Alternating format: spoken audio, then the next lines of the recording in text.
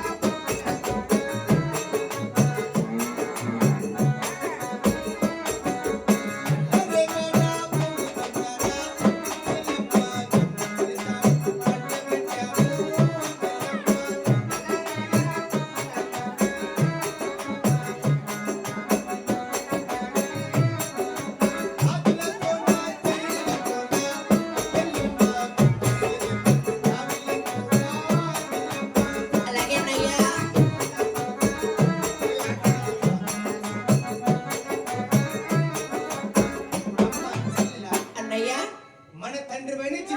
చిన్నాగిరెడ్డి ఆ ఉత్తర దేశం బయలుదేరిపోయి చిత్తున్న తెచ్చి ఊరికి ఉత్తరాన 7 ఎకరాల నల్లరేగడ భూమి దున్ని జొన్న పంట పెట్టి ఉన్నాడు. అవునన్నయ్యా.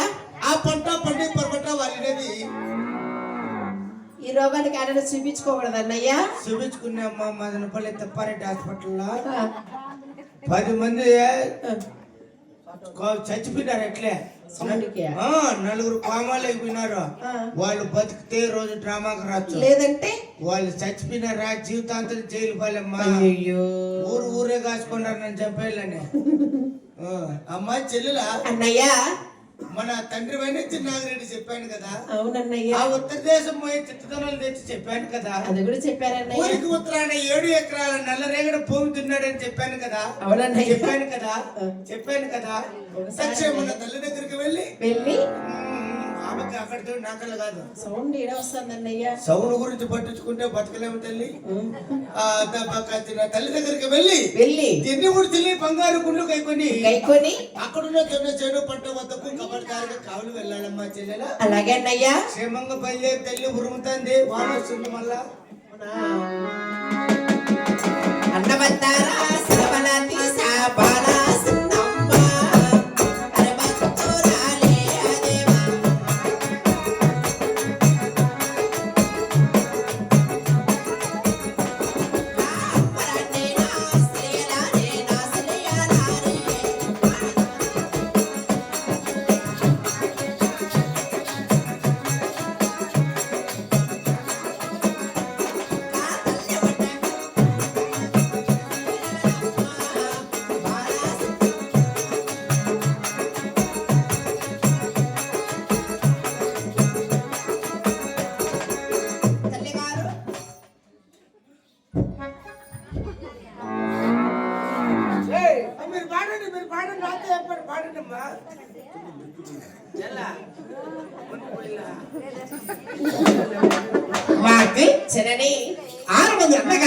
ఏమి తెలుగునారు మార్పుడు. మా తండ్రి గారు వేసిన జొన్న చెనికైనా అవును కబర్దారిగా కావలి వెళ్ళమన్నారు తల్లి. చెనికామలు బొమ్మలు తెలుగునారు గనక. అవునమ్మా.